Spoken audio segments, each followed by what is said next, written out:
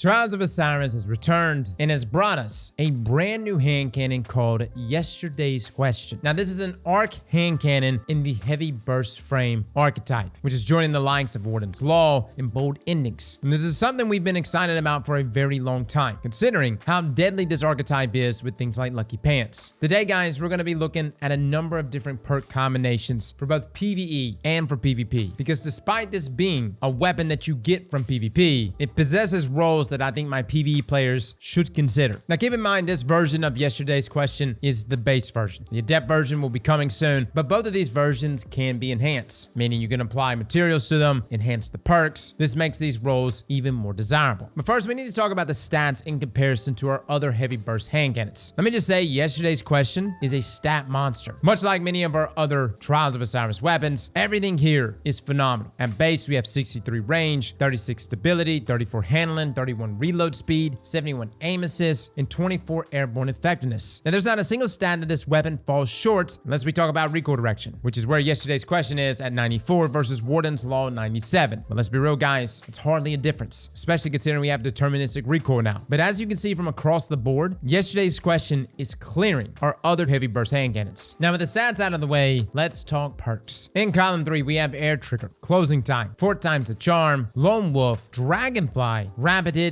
and To the Pain. Then in our 4th column, we have Desperate Measures, Headseeker, Eye of the Storm, Moving Target, Voltshot, Vorpal Weapon, and Zen Moment. Now, we're going to start by going over our PvE roles that I'm interested in. There's actually quite a lot here. Again, like I just said a second ago, I know it's a Trials weapon, but my PvE players, I want you to consider this hand cannon. For column 3, we've got 4 perks that I'm going to be looking at. The first being Air Trigger. It reads that when airborne, accuracy and reload speed are increased, but target acquisition is decreased. Now, in terms of stat bumps, this is a plus 30 reload speed boost, as well as a 0.8 times reload duration multiplier, a minus 15% accuracy cone size, and minus 20% to our auto aim cone size. Again, while you were airborne. Now, since we're talking PvE, that decrease in target acquisition doesn't really bother me. What we really care about, though, is the reload speed increase. And as you can see here, guys, these heavy hand cannons, they have terrible reload speed. But with Air Trigger, all you need to do is be in the air, and you're going to see this massive bump in your reload speed. And it's not like you need to be fully airborne. Literally just a bunny hop will suffice. Now, this isn't a perk I have yet for my own Yesterday's Question, but it is something I've used before on 120 round per minute hand cannons, and those also have terrible reload speeds. The point is, guys, you can take full advantage of Air Trigger on Yesterday's Question, and with the enhanced version, that bumps up that reload speed to plus 35. Next up, we have Rapid Hit, a classic perk where rapid precision hits temporarily increases stability and reload speed. Now, this has always been a solid perk, giving some good stat bumps, and it's one of those perks that can work well in both PvP and inside of PvE. Now, as far as the stability bumps, this is plus 2 at the first stack, plus 12 at the second, plus 14 at the third, plus 18 at the fourth, and plus 25 when fully maxed out. Reload speed also jumps up substantially at plus 5 at the lowest end and plus 60 at the highest end, with this multiplier going from 0.99 times to 0.92. As you can see here, guys, these are fantastic stat bumps, and on a burst fire weapon like this, it's very easy to accumulate stacks of rapid hit. Again, just like a pulse rifle with rapid hits, every single shot in the burst will net you a stack of rapid hits. And the same applies here to this 2-round burst hand cannon. Next, we have 4 times the Charm. Rapidly landing precision hits will return 2 rounds to the magazine. For my Lucky Pant users out there that have been using Warden's Law with 4 times the Charm and Vorpal, fellas, you have that right here on Yesterday's Question. You see, every 4th precision hit will return 2 rounds to the magazine, and you have a 2-second forgiveness window to land those 4 precision hits. With the enhanced version, increases that duration and forgiveness to 3 seconds. This has always been a solid perk, guys, especially for my folks rocking Lucky Pants, because again, with this weapon, just like Rapid Hit, every shot in that burst will accumulate stacks, and the same applies for Lucky Pants. The only downside is that you chew through ammo and you're not able to take full advantage of those max stacks, whereas 4 times the Charm, returning ammo to the magazine, allows you to stay firing for much longer, essentially taking full advantage of that damage buff. Now, the last perk I want to look at in column 3 is Dragonfly. Precision kills create an elemental damage explosion. Now, this is a pretty straightforward perk, guys. Essentially, just get a precision kill, and this will cause the target to let out an arc elemental explosion, which hits nearby targets within 4.5 meters. Now, the enhanced version is actually kind of nice for this archetype, as it grants plus 5 reload speed. Again, this archetype doesn't necessarily have the best reload, so any little bump here and there is very much appreciated. Now, this was actually one of the perks I got on my roll, and I quite liked it, guys. Dragonfly isn't necessarily the strongest ad clearing perk in the game, but paired with other damage perks in that fourth column, it's quite nice. In my testing, it was dealing 18,846 damage against red bar enemies, and against Carl, it was dealing 8,201 damage from that Dragonfly explosion. Now, what's special here, though, is that Dragonfly is found in that third column, which means we can pair it with damage perks. Or if you got the roll that I got, you're able to lean more into that arc synergy, most notably Voltshot, which is where we're going to kick things off with those fourth column perks. Voltshot. It reads that reloading this weapon after defeating a target overcharges this weapon for a short period of time, causing it to jolt on its next hit. After killing an enemy, you'll have 5.3 seconds to reload, which will give you the Voltshot buff and allows your next weapon hit within 7 seconds to apply jolt. Now, for the enhanced version, this increases that timer to 8 seconds instead, but this is one of the best ad clearing perks in the game. It's also great just using it for applying extra damage to tank your enemies. And I know we have perks like jolting feedback right now, but Voltshot is still fantastic. You can get a kill off on an enemy, reload, proc Voltshot, start hitting a tankier enemy, and then continue reprocking its damage until Voltshot wears off. Now, against red bars here, Voltshot deals 8,126 damage and 5,311 damage against Carl. Now, while Dragonfly technically does more damage, Voltshot has way more reach. It's able to chain to multiple targets, and I personally think it's better for ad clearing. On top of that, it has the ability to synergize with our subclass and take advantage of its stunning capabilities against overload champions. Now, yesterday's question also rolls with Vorpal, and I would say for anyone out there that is looking for a hand cannon to essentially be Warden's Law but in the energy slots, well, here's your weapon. The beautiful thing is if we have an Arc Surge and like a Grandmaster Nightfall, Warden's Law will be able to take full advantage of that increase in damage. Now, for those that are not familiar, Vorpal increases damage against bosses, vehicles, and guardians with their super active. Now, since this is a primary weapon, we actually have a better damage increase, that being 20% versus the 15% for special weapons and the 10% for heavy weapons. Now, as for the enhanced version of Vorpal, this simply just grants us +5 stability, which isn't that crazy, but base Vorpal all on its own is fantastic for 4 times the charm and Lucky Pants. You're able to immediately blow your load into a high out target, champion, get those high stacks with Lucky Pants, and I know Lucky Pants did just get a nerf. We're going to talk about that in just a moment. Now, for PvE, the only other perk you might want to consider is Desperate Measures. This reads that weapon final blows grant bonus damage, melee and grenade final blows grant a larger damage bonus that can stack. Now, weapon kill is going to grant you ×1. This is a 10% increase in damage, and it lasts for 7 seconds. Now, scoring a grenade or a melee kill will grant you ×2 for a 20% increase in damage, which lasts for 7 seconds as well, and then scoring another grenade or melee kill will grant you ×3, which is a 30% increase in damage for another 7 seconds. Now, this is very similar to Golden Tricorn. It was a new perk introduced in Into the Light. The biggest selling point to Desperate Measures is the ability to refresh that buff by simply getting a weapon kill, with the other major benefit being that Desperate Measures can proc even while the weapon is stowed. And the enhanced version simply just increases that duration from 7 seconds to 7.5 seconds. Now, before I touch upon my god rolls, let's quickly go over our origin traits. Not a whole lot of options here, guys. We have our normal trials origin trait Alacrity, which states that you gain increased reload, stability, aim assist, and range when you're the last living member of your fire team or running solo. Now, these are nice bumps in stats. We're talking +20 range, +20 stability, +50 reload speed, and +10 aim assist. But it does require you to be solo or the last person alive. On top of that, the origin trait, as tested right here, no longer works in Rumble. This was a change that Bungie made, and it definitely hurt a lot of Trials weapons because they were so good inside of Rumble due to that Alacrity perk. Now, our other origin trait is One Quiet Moment, where it grants increased reload speed and handling when out of combat. Now, this is going to be +20 handling, +40 reload speed, and a 0.95 times reload duration multiplier. This is, of course, when you are out of combat. Not necessarily a bad origin trait, but definitely not the best, considering most of us are probably in combat when we're reloading. I would say if you're running solo, definitely go with Alacrity, and then I guess One Quiet Moment, because at least you get something out of these 2 origin traits. Now, what is the god roll for yesterday's question, at least inside of PvE? So far, my best roll has been Dragonfly and Voltshot, and I think it's a really good roll, guys. We've talked about a few weapons previously that can roll with both of these perks, and they don't necessarily synergize with each other, but it is a fun combo to use for ad clear. The thing that really holds this roll back, though, is that if you're using Dragonfly, you can't have perks like Air Trigger or Rapid Hit helping out with that reload speed. However, being amplified definitely helps. Now, granted, we have the Adept version of this weapon. We can add things like a +10 bump there to reload speed with our Adept Reload mod. On top of that, even the base versions of these weapons have access to new traits. For instance, I'm taking advantage of the Tactical Weapon mod. This gives me +6 handling and +6 reload speed. Essentially, once you enhance your weapons, you gain access to these mods. And even though I could definitely appreciate Air Trigger or Rapid Hit, I think I can live without it with my current reload speed of 52. Now, the question I was wondering, does these perks scale with things like Lucky Pants? Considering Lucky Pants increases the damage of our hand cannons, how does this affect the traits themselves? Now, unfortunately,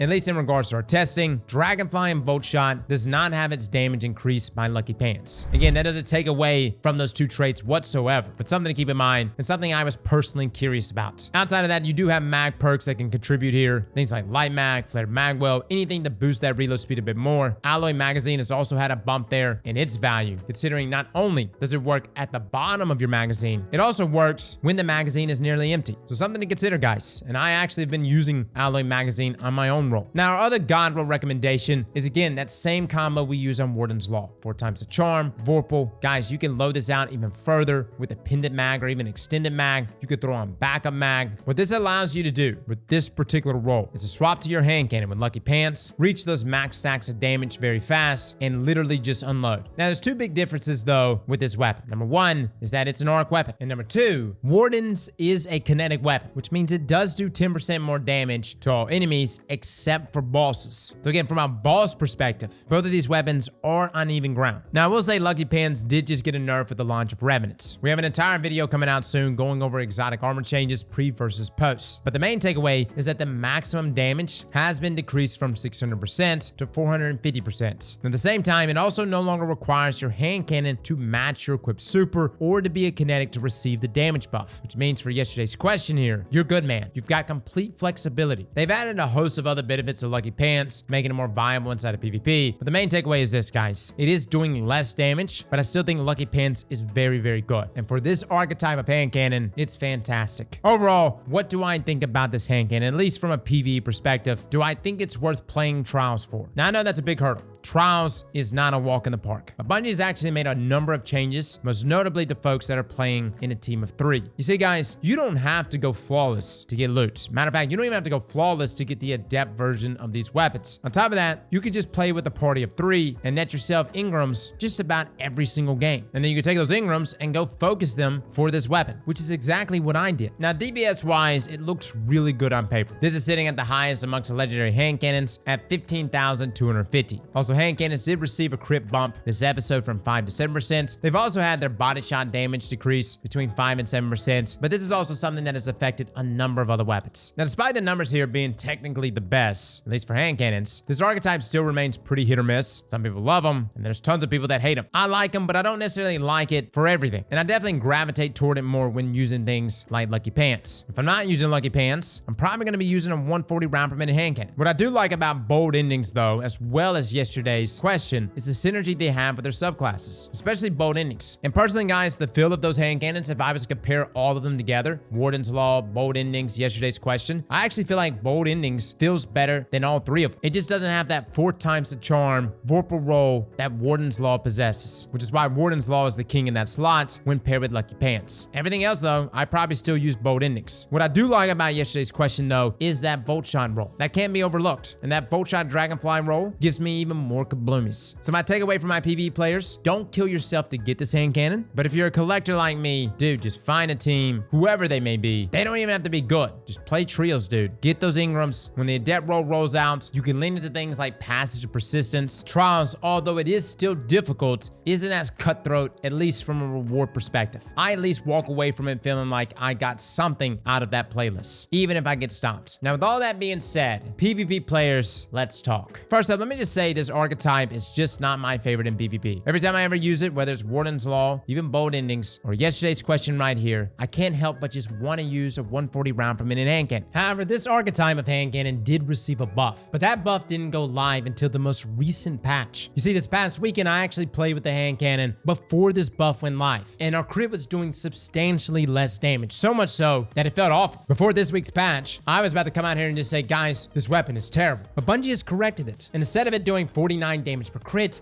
it's now doing 52.8 damage per crit, which of course rounds up to 53. Now, guys, this is a dramatic difference. It doesn't necessarily change our time to kill. We're still sitting at 0.93 seconds, but it has changed our forgiveness. Now you can actually get a kill, 4 crits, 1 body on all resilience levels. And before this update, this was only possible on Guardians tier 5 resilience and under. So this definitely helps the weapon feel a bit more forgiving. Now, we talked about the stats earlier, which isn't a huge deal inside of PvE, but for PvP, the stats are really good. And even for the base version of the weapon, weapon, having access to these different mods, which you can bump up our stats, makes this weapon even more of a stat monster. Even with the base range of 63, we're hitting at 32.5 meters. And if you're able to crank up that range to 94, with setups like Hammer Forge, Ricochet Rounds, a ranged masterwork, a ballistic mod, you could reach up to 36.69 meters. And aim assist wise, this hand cannon should feel a bit stickier, as you'll be sitting at 71 aim assists, as well as 24 airborne effectiveness. Now, I actually messed around with a couple of things. I even tried out the new mod that boosts zoom.